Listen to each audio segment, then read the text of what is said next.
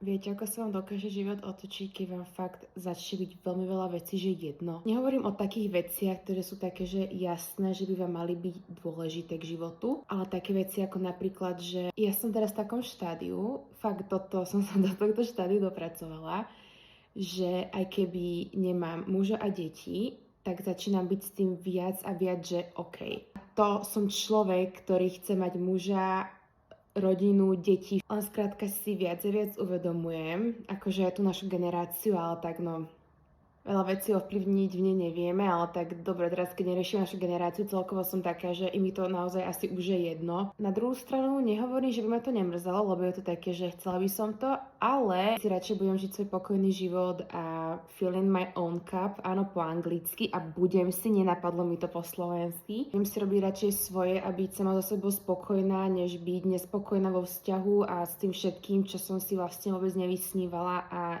nechcela taký život žiť. Sama som z toho taká prekvapená od samej seba, že takéto myšlienkové pochody začínam mať, ale som za to veľmi rada. Človek si myslí, že keď je sám, že je akoby taký osamelý. Dokážete byť osamelí, aj keď ste s niekým. A to nechcete zažiť.